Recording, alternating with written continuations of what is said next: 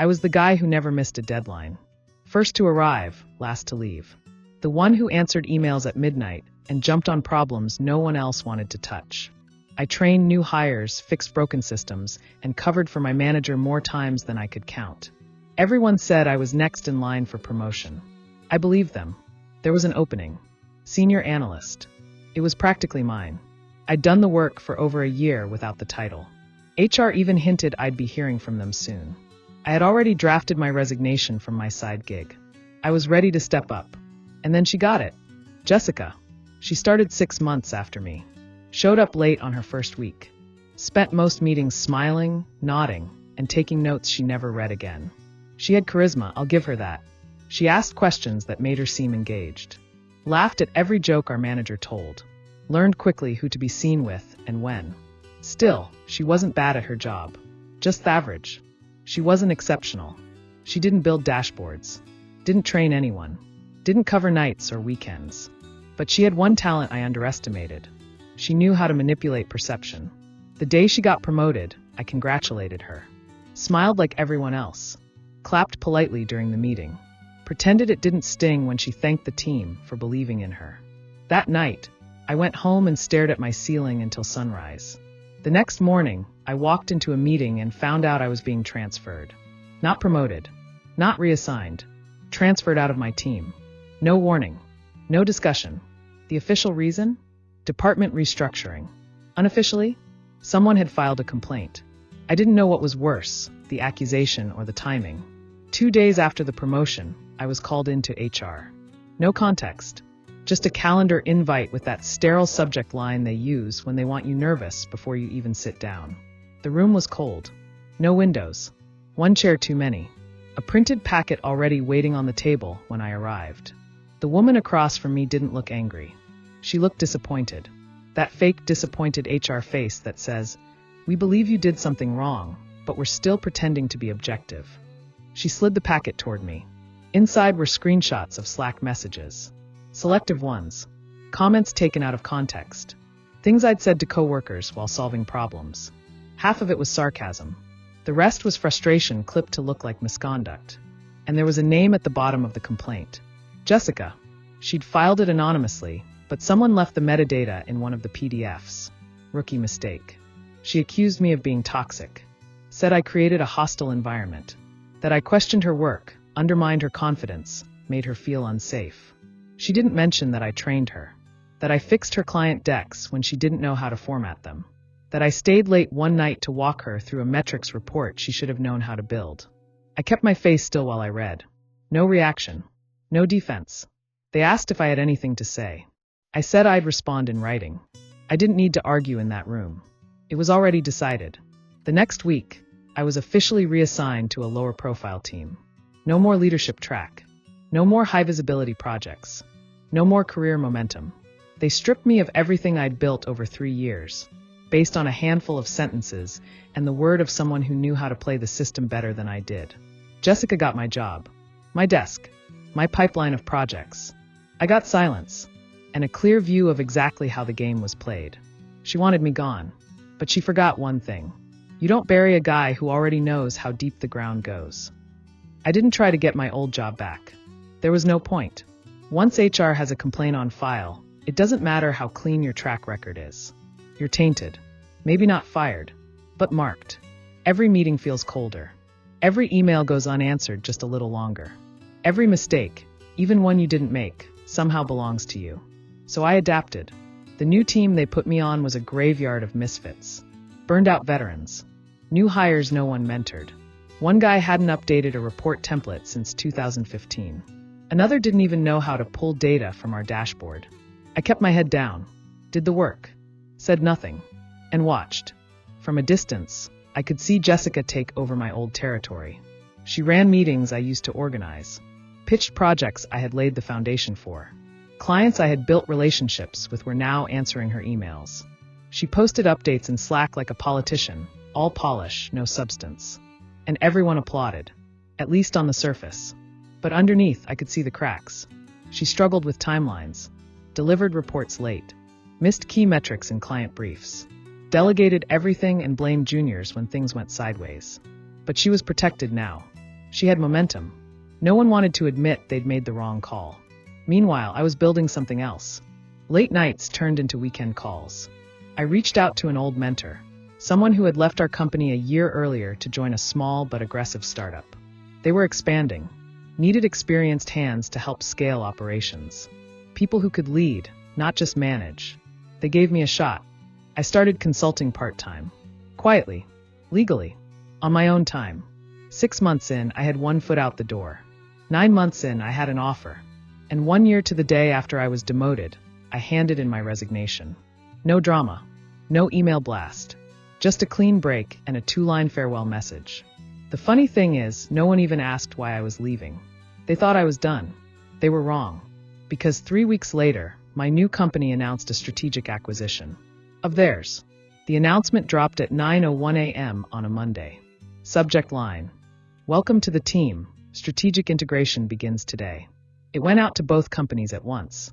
A neatly packaged corporate email filled with buzzwords like synergy, streamlined operations, and value alignment. It ended with a list of leadership liaisons who would oversee the integration process. My name was on that list. Not as a guest. Not as support. As Director of Strategy, the team responsible for evaluating personnel, productivity, and performance for every department we were absorbing, including hers. Jessica didn't know yet. The new parent company's leadership wasn't visible from day one. We didn't march in with matching jackets and mission statements. We were quiet, methodical, present but not obvious. That was intentional. My first move was simple. I requested department reports. All of them. Productivity, client retention, delivery accuracy, internal reviews. I didn't ask directly. I had a team that did that now. But I read every single line personally. Jessica's numbers were a disaster. Missed deadlines, overwritten budgets, client churn, declining internal scores from junior team members, all anonymized, all consistent. The story was clear. She had coasted on perception long enough, but reality was catching up. Still, I didn't make a move. Not yet. First, I watched her walk into meetings with the same confidence she'd always carried. I watched her present work she barely understood to people who used to think I was too quiet, too calculated. I watched her dismiss junior staff in front of stakeholders and then charm her way through performance reviews. But the charm was cracking. She could feel the shift, the tension in the room, the way people stopped laughing quite as loudly at her jokes, the way questions landed just a little harder than before. And she didn't know why. That made it better, because the difference between revenge and justice is patience. And I wasn't done waiting. I scheduled the review on a Thursday afternoon. Not because of strategy, just rhythm. People are more tired on Thursdays. More honest. Less rehearsed. I wanted to catch her somewhere between confidence and collapse. She walked into the room wearing that same blazer she wore the day she got promoted. I remembered because it still had the same crooked stitching on the cuff. She sat across from me without recognition. Not surprise. Not even hesitation. She didn't know who I was. Or maybe she didn't want to believe it. I introduced myself plainly. Title, role, responsibility. I didn't mention the past. Didn't reference old projects or teams. I was here as a function, not a ghost. We started with numbers. Client turnover had increased by 19% over 3 quarters. Project delays were up 12%. Internal confidence scores had dropped below threshold 3 months in a row. She started spinning. Said it was a bandwidth issue. A transitional phase. That some of her team leads weren't fully trained. That process documentation was outdated. That she inherited inefficiencies. That success would take time. I let her talk. Then I slid the file across the desk. Inside were excerpts from internal complaints. Feedback from 3 junior analysts. One cited her as dismissive. One flagged her for delegating tasks without context. One explicitly referenced being reprimanded for mistakes they weren't trained to avoid. She reached for the folder slowly. Read in silence. Her posture shifted. She asked why she hadn't seen these before. I told her we were auditing structures that may have suppressed or redirected feedback. She asked who submitted them. I told her they were anonymized, like hers once was. She didn't look up. I asked if she had anything to add. She shook her head. I thanked her for her time. Told her we'd follow up within the week with next steps. She stood slowly. Said nothing. Didn't meet my eyes as she walked out the door. She wasn't sure yet. But I was.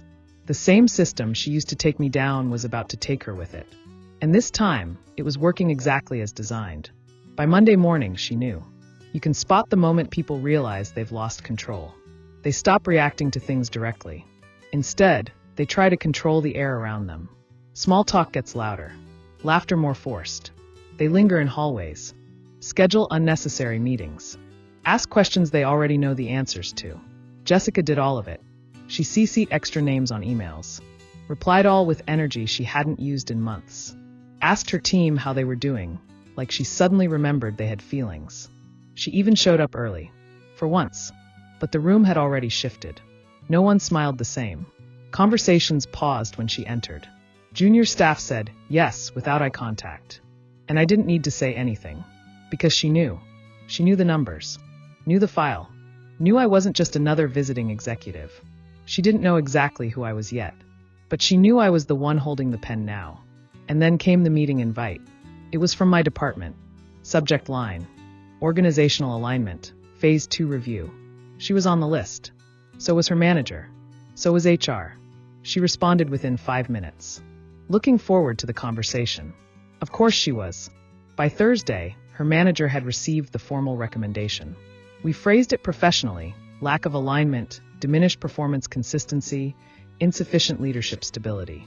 Every word approved by legal. Every line justified. It wasn't personal. It was documented. The same way mine had once been.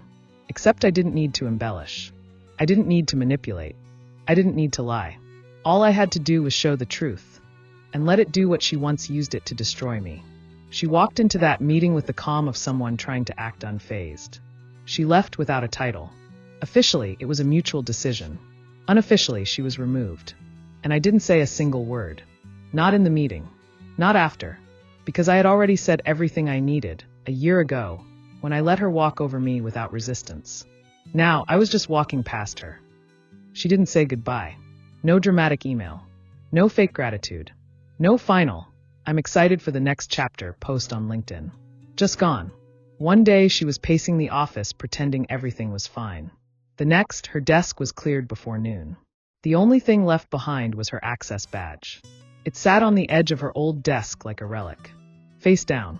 Card bent slightly at the edge, as if she'd pressed her thumb into it a little too hard while walking out. Someone from admin eventually picked it up.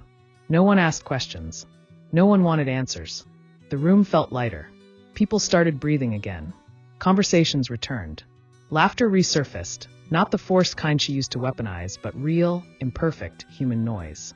Even the junior analysts, the ones she talked over or ignored, started speaking up more. They asked questions. Took initiative. Grew. The system adjusted to her absence like it had been waiting for the gap. I didn't fill it. That wasn't the point. I didn't need her job. I had mine. One that didn't require stealing, lying, or stepping over people to climb. I stayed another 6 months.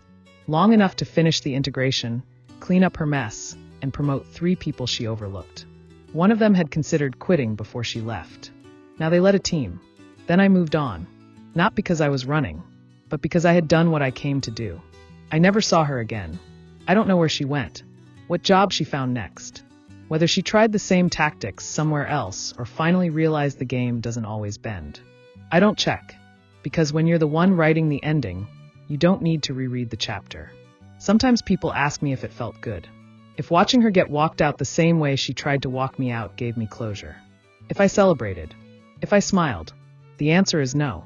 Not because I wasn't satisfied, but because real revenge doesn't need noise. It doesn't need witnesses. It doesn't need a speech. It just needs time. Time to grow. To rebuild. To wait. To watch. She thought I would crumble. She thought getting me transferred would end my path. She thought her voice in the right ears was louder than the work I had already done. And for a while, it looked like she was right. But the thing about burning someone down is that you'd better make sure they stay buried. She didn't. She underestimated the quiet guy. The one who didn't play politics. Who didn't chase clout. Who didn't flirt his way up the ladder. She didn't understand that some people build quietly, but when they decide to move, they move with force.